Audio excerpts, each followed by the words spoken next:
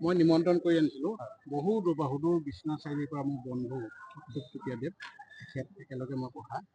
তেখেতৰ খুব ইণ্টাৰেষ্ট আছে গোটেই বিশ্বনাথ চাৰিআলিত নাটক ভাওনা চিনেমা সকলো লগতে জড়িত এজন বিশেষ মানুহ আৰু এখেত হৈছে ধুবুৰীৰ পৰা ধুবুৰীও সাংস্কৃতিক জগতখনত এনেধৰণৰ ওতঃপ্ৰোতভাৱে এখেত জড়িত গতিকে এখেতক মই নিমন্ত্ৰণ কৰিছিলোঁ আহিছে মই নিমন্ত্ৰণ বিশেষকৈ ইমান ভাল পাইছোঁ গতিকে এখেতলোকক দুআষাৰ আপোনালোকে লগ কেনেকৈ কৰিলে এখেতটো জানে আমাৰ অসমৰ এজন বিশেষ বৰ্তমান এজন বিশেষ মানে আৰ্টিষ্ট আৰু প্ৰত্যেকটো টিভি চিৰিয়েলত দেখিব এতিয়া এখেতলোকে কৈ নমস্কাৰ প্ৰথমতে আমি অৰুণোদয় অসমলৈ আপোনাক স্বাগতম জনাইছোঁ যিহেতু আজি ইমান দূৰৰ পৰা আপুনি প্ৰিমিয়াৰ শ্ব' চাব আহিছে তো এই কথাছবিখন চাই আচলতে আপোনাৰ আজি কেনেকুৱা আজকে ভাল লাগিল ভেৰি গুড সিনেমা চাইছো আজি ভাল লাগিল মানে সিনেমাখনৰ ভাবাটো কিন্তু বৰ মানে সায়েন্স আৰু ধৰ্মৰ ৰিলেশ্যন দুটা এটা প্ৰতিফলন হৈছে ৰিলেশ্যন দুটা বস্তু আৰু কিন্তু আমাৰ ভাল লাগিল আৰু অভিনয় সবাই ভাল হৈছে অল দ্য কেৰেক্টাৰ সকলো চৰিত্ৰে মানে সুন্দৰকৈ ফুটাই তুলিছে আৰু সিনেমাখনে মানুহক বান্ধি ৰাখিব পাৰে আৰু যি তাত মানে মিউজিক চিউজিকবিলাক বৰ কণ্ট্ৰলিং মিউজিক দিছে যিটো মিউজিকে মানুহক মানে হাৰ্ম নকৰে আৰু সেইকাৰণে মই চিনেমাখন বেছি ভাল পাইছোঁ অভাৰ হাই মিউজিক দি পিনে মানুহক অশান্তি কৰা পৰিৱেশটো নাই গতিকে ভেৰি গুড আৰু মই সেইকাৰণে চিনেমাখন মই ভাল চিনেমা ভৱিষ্যতে এনেকুৱা চিনেমা বিচাৰিছোঁ আৰু অসমৰ ৰাইজে চিনেমা আদৰি ল'ব বুলি মোৰ বিশ্বাস এনে ৰাইজলৈ কিবা মেছেজ দিব মই কৈছোঁ যে অসমৰ ৰাইজে এনেকুৱা চিনেমা চাওক এনেকুৱা চিনেমাৰ পৰা বহুত মানে উপকৃত হ'ব আৰু বহুত জানিব পাৰিব ইমান ধুনীয়া কনচেপ্টৰ চিনেমা আচলতে আমি চাবলৈ পোৱাটো মোৰ ভাগ্য গতিকে মই ভাল কনচেপ্ট আৰু বহুত ভাল চিন্তাৰে চিনেমাখন বনাইছে গতিকে অসমৰ ৰাইজে চিনেমাখন চাবৰ কাৰণে অনুৰোধ কৰিছোঁ আৰু মই বিশ্বনাথ চাৰিআলিত যিমানখিনি চেষ্টা কৰোঁ মই যদি টিম কৈছোঁ মোৰ টিম 4-5টা টিম মই লগাম চিনেমাখন চাবৰ কাৰণে মই চেষ্টা মানে কৰাম ধন্যবাদ থাকিলে দাদা আপোনাৰ আজি এই মুহূৰ্তৰ কি অনুভৱ যিহেতু ধৰক প্ৰিমিয়াৰ শ্ব' অলৰেডি শেষে হ'ল আপোনালোকে চালে উপভোগ কৰিলে তো আপোনালোকে কি অনুভৱ কৰিছে নাই আচলতে মই ক'ব বিচাৰিছোঁ কিন্তু যে বিইং এ আৰ্টিষ্ট মানে এইখনত সৰু ভূমিকা এটা হ'লেও ওলাইছিল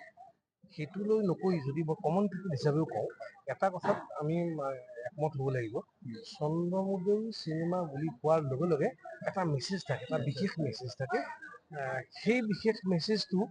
অলপ বেলেগ ধৰণৰ অলপ ব্যতিক্ৰমিক সেইটো আমি মানি ল'বই লাগিব আৰু এইখন চিনেমাত গমন the last journey of life মানুহৰ টকা পইচাক লৈ অহংকাৰ মানুহৰ ষ্টেটাছ লৈ অহংকাৰ এই অহংকাৰক লৈ মানুহে যেতিয়া আগবাঢ়ি গৈছে সেই একেখন নাৱৰে যাত্ৰীৰ নিচিনা আমি কিন্তু সেই 4 ফুটাৰ মাজলৈকে যাবই লাগিব গতিকে সেই এটা ডাঙৰ মেছেজ গতিকে অহংকাৰ কৰি লাভ নাই আৰু সবচে ডাঙৰ কথাটো হৈছে ইয়াতে বিজ্ঞানে বিচাৰিছে যুক্তি আৰু ধৰ্মই বিচাৰিছে আত্মীয়তা আধ্যাত্মিকতা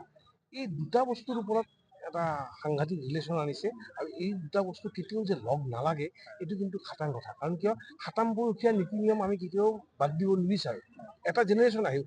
য়েছ এটা জেনেৰেশ্যন হয়তো আহিব সময়ৰ প্ৰতি লক্ষ্য ৰাখি বা মানুহৰ অভাৱ প্ৰভাৱ এই সকলোবিলাকৰ ওপৰত নজৰ ৰাখি হয়তো এটা সময়ত এনেকুৱা ধৰণৰ বস্তু আহিব যে বিজ্ঞানেই শ্ৰেষ্ঠ কিন্তু ধৰ্মকো বাদ দিব নোৱাৰে ঠিক আছে আৰু এটা কথা আহিছে ইয়াতে যুৱ মানসিকতা যিটো ডিপ্ৰেশ্যন হোৱাৰ পিছত এজনী ছোৱালীক তেওঁ ভাল পাই বিয়া কৰালে ভাল পাই বিয়া কৰাৰ পিছত একো ইনকামৰ নাই তেওঁৰ এডুকেশ্যন আছে এডুকেশ্যন থকাৰ পিছতো তেওঁ এটা চাকৰি যোগাৰ কৰিব নোৱাৰি তেওঁ ডিপ্ৰেশ্যনত গ'ল ডিপ্ৰেশ্যনততো গ'লেই সংসাৰখনটো ভাঙিলেই বাচ্ছা এটাও জন্ম পালে তাৰপিছতো কিন্তু তেওঁ আকৌ এটা বেলেগ লাইনত ড্ৰাগছৰো গুচি গ'ল এই যে গোটেইখিনিৰ সমন্বয় এটা কৰিছে এটা ষ্টৰীৰ মাজত এইটো কিন্তু খুব সাংঘাতিক কথা আৰু মোৰ বিশ্বাস যে অসমৰ ৰাইজে খুব ভালকে আদৰি ল'ব আৰু প্ৰত্যেকজনেই নিজৰ চেষ্টা মতে বা নিজৰ প্ৰতিভা অনুযায়ী তেওঁলোকে কাম কৰিছে আমিও চেষ্টা কৰিছোঁ যিমান পাৰোঁ আৰু চন্দ্ৰমুদৈটো আছেই চন্দ্ৰমুদৈটো খুব ভাল আদায় কৰিব জানে এটা ভাল অভিজ্ঞ পুৰত মানে পৰিচালক আমি আশা কৰোঁ যে এই চিনেমাখনক মানুহে এটা নভবা কথা এটা নজনা কথা এই চিনেমাখনৰ জৰিয়তে পাব ধন্যবাদ থাকিলে দাদা আমাৰ মাজত আৰু এগৰাকী দাদা উপস্থিত আছে গতিকে সদূৰ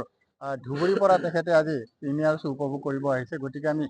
তেখেতে আজি প্ৰিমিয়াৰ শ্ব' গমন কথাছবিখন যিখন এখন সুন্দৰ এটা কাহিনী লৈ উপস্থাপন কৰিছে গতিকে আমি তেখেতৰ মুখৰ পৰা জানিম আহকচোন দাদা প্ৰথমতে আমি অৰুণোদয় অসমলৈ আপোনাক স্বাগতম জনাইছোঁ যিহেতু আজি ইমান সুদূৰ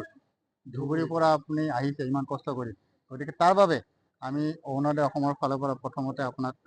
ধন্যবাদ জ্ঞাপন কৰিছোঁ আপুনি আজি এই প্ৰিমিয়াৰ শ্ব'টো চাই গমন কথাছবিখনত কি উপভোগ কৰিলে? আপোনাকো ধন্যবাদ। হয়। মানে আজি মই এই ধুবুৰীৰ পৰা ইয়াত আহিছোঁ। আমাৰ এই খনিকৰ যতীন খনিকৰে মোৰ বন্ধু হয়। আমি একেলগে কিবা এটা ফিল্ম কৰিছিলোঁ, তাৰ যোগেদি মোৰ লগত পৰিচয় হৈছে আৰু তাৰ লগত এটা বেলেগ ইণ্টিমেচি হৈ গৈছে। সেইকাৰণে মই আগতে অহা নাছিলোঁ। তাৰ যোগেদি মই এই ফিল্ম লাইনত এণ্ট্ৰি হয়। আৰু আহি পেলাই মই যিটো পৰিৱেশ দেখিলোঁ,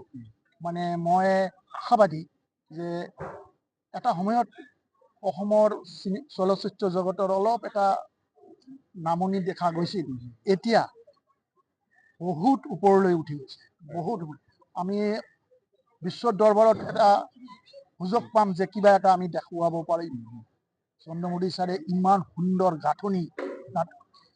গল্পৰ গাঁথনিটো ইমান পেকটাপ হৈছে, মানে ক'তো আমি মানে কেতিয়াও আমি ফল ডাউন কৰা নাই। আমি একদম স্থিৰ হৈ আছো, ইয়াৰ পাছত কি হয়, ইয়াৰ পাছত কি হয়, তেনেকে ধৰণৰ। আৰু যুৱ প্ৰজন্মক যিটো মেছেজ দিছে, এই আৰু তাৰ লগত দাদাই কোৱা মতে ধৰ্মৰ লগত এই বিজ্ঞানত যে কনফ্লিকশ্যন, এইটো ইমান ধুনীয়াকে এটা গল্পেৰ মাজেদি ফুটাই তুলিছে। এইটো আমি আচৰিত হৈছোঁ। মানে আজি মই এইটো পালোঁ যে এটা ভিন্ন ধৰণৰ সোৱাদ পালোঁ। এইটো যথাৰীতি বহুত চিনেমা হৈ থাকে, কিন্তু এইটো অলপ বেলেগ। এইটো মানুহ চাব বাধ্য, চাবই লাগিব, নাচালে মিছ কৰিব। এইটোৰ মাজেদি যুৱ প্ৰজন্মক মেছেজ দিয়া হৈছে আমাৰ